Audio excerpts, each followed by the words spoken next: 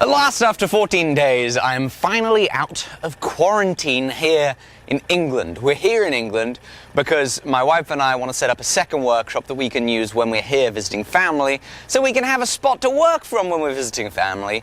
So, being that my whole job is making things and making videos of making things, it would be important for us to have a workshop. Come on, Yoga, let's go. Let's go up. Yes, good girl. Been a while since I've driven one of these. Here we go. Big moment you are about to see. The brand new workshop. Good girl. Here we go. Have a look at the new workshop. It's the same as the old one. Can you believe it? Welcome back to the new, second, old workshop. You can even see where Mr. Pilkington was bolted to the ground. For some reason, my ladder is still here, which I'm really happy about. It means I don't have to buy another one. And have a look at this. There's a grinding room that looks exactly the same. And I've had the same carpenter, Carpenter Dave, come in to put up the second grinding room in the old second new, second first, second workshop. This is ridiculous. This place looks untouched. This looks just like it looked when I left it. This is so funny. But what's not funny is how expensive setting up a second workshop is going to be. And so, on that note, let's pay some bills. Today's episode is sponsored by Squarespace, and you can get started with a free trial and 10% off your first purchase at squarespace.com/forge. Squarespace makes building a website easy enough that even Yogo could do it. That's not actually true, but it's still quite easy. Something that's actually really special about Squarespace as a sponsor is back when I was in Barker Street. The first or second sponsor that I ever had was Squarespace. And it was doing a Squarespace sponsorship where I realized I could push even harder on the videos that I make, improve them more, and feel comfortable to move into a bigger workshop. It was having Squarespace and other sponsors that allowed us to even get to this point 3 years ago.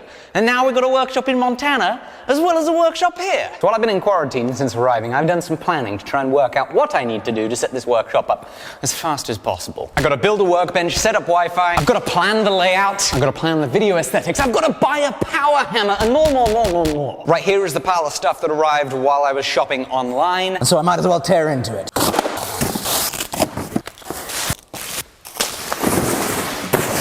So here's what I got so far. It's really not a whole lot. But it certainly cost a whole lot. You'll notice I went with Ryobi tools to save money. Really tempting to go with the DeWalt, the Makita, the Milwaukee, but I wanted to give these a shot because I never have, and I was able to save hundreds and hundreds of pounds.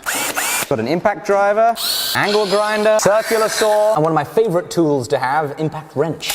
I'll keep you guys posted on how these more budget-friendly tools hold up. Aside from that, obviously we've got a tape measure, we've got a chalk line, we've got some screws. We've also got a little bit of leftover lumber from the grinding room build. I say we make a workbench.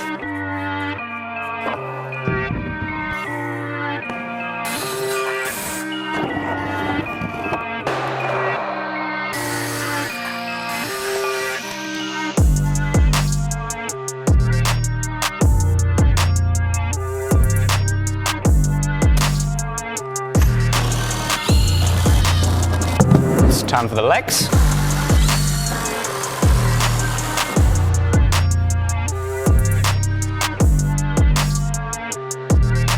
Alrighty.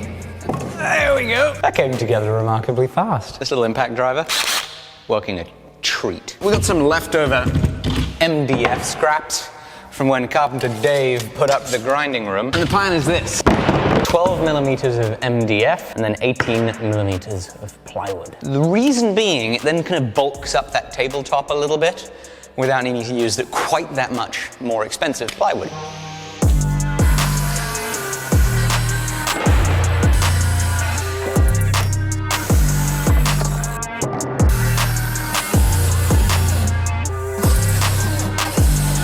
Come on!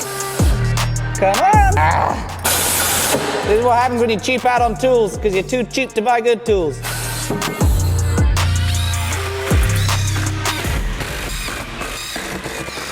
Look at that! For about an hour and a half's work, I'm rather chuffed with that. There's a workbench, a little 6x2 or 600 by 1800 millimeter workbench, MDF, plywood top. Lovely bit of plywood too, might I add. I was happy to shell out an extra 20 bucks for the good quality stuff. With the bench done, next thing I think I need to do is get the Wi-Fi hooked up. So I've got to get a SIM card hooked on the outside of the building. You remember how to do this, Jamie? More or less. Well, it's good to have you back, Jamie.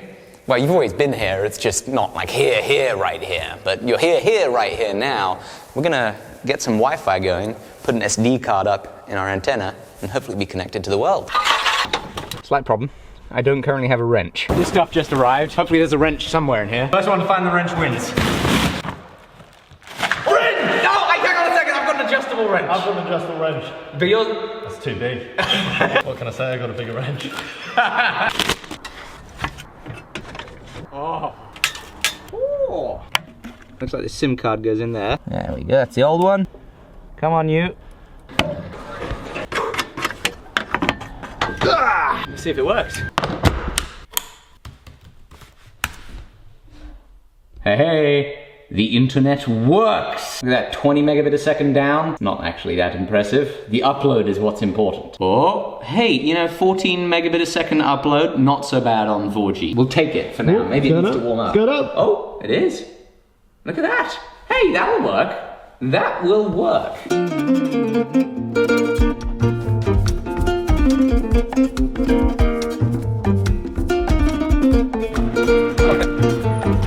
Oh, it's just like Christmas here. This should be a plasma cutter.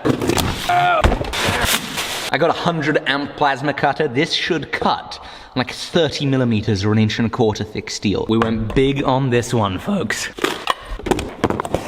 Oh yes. I got one of those flexi TIG torches. I have spent so much money. So here's the thing. I've had a few workshops, as you know. Bark Street Forge, this, the workshop in Montana, the warehouse in Montana. And at the beginning of my career, I always wanted a bigger and bigger and bigger and bigger workshop. What I feel like I've learned over the past few years is that having a big workshop is actually sometimes not all that great. Everything in a big workshop just gets spaced out and you lose some of this really special efficiency that you have when you're in a small workshop as a one-man band type of affair. You've got to walk more through your day, and not only that, it's actually a little bit less appealing on camera. The temptation, whenever you get a huge space like this, or at least my temptation, is that you put one machine over here, you put another machine way over here, and you use as much of the space as you possibly can. What I want to try and do is I want to lay out this workshop so that all of my equipment is way closer together.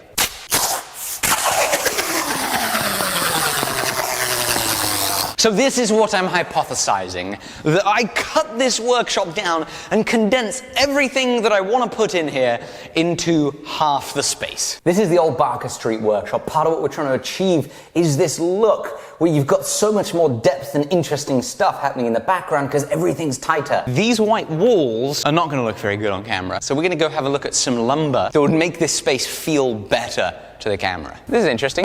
Have a look at this, Jamie. This is like siding they put on the outside of homes. Kind of rough finish on it, some good texture. I like the color. Well, imagine doing something with these old. Oh my gosh, they're so heavy. Got a bunch of scaffolding boards. That could be interesting. It's always a struggle to light the workshop well, because video lights are expensive, so we're going to try some cheaper options. Let's see what happens.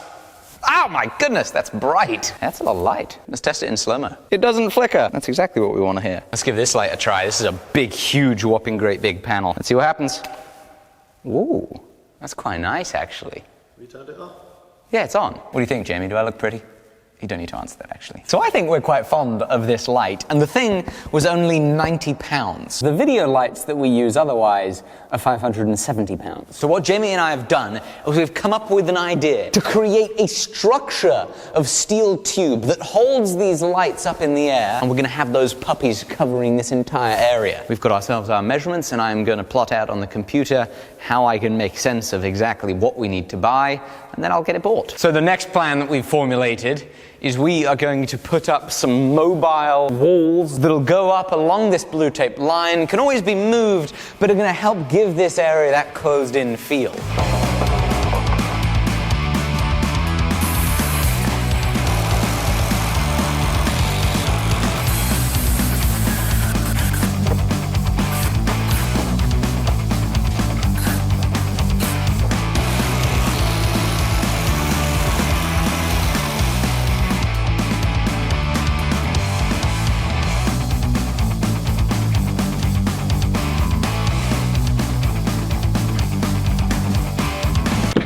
I think that'll do. Wall number 1 is up. Great work, Jamie. Thank you. Whoa!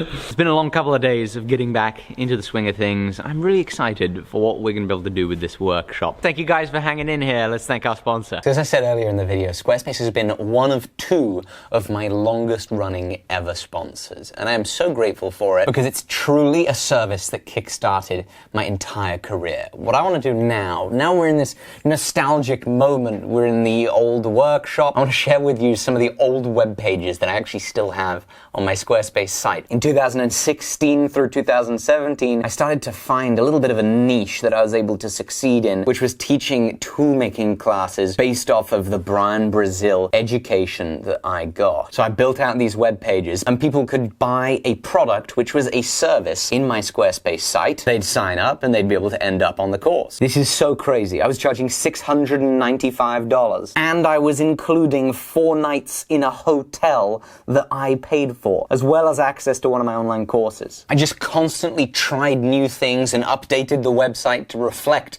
what I wanted to try, and I could do it. I was 16 and 17, and I was just giving it a shot. I was throwing mud against the wall and seeing what stuck. And so jump in now, start building your website today by going to squarespace.com/forge. You'll get a free trial, and if you like it, using code FORGE at checkout will get you 10% off your first purchase. Thank you, Squarespace, for sponsoring me for 3.5 years and helping fund the setup of this second workshop. Thank you guys for supporting our sponsors. See you soon. Bye-bye.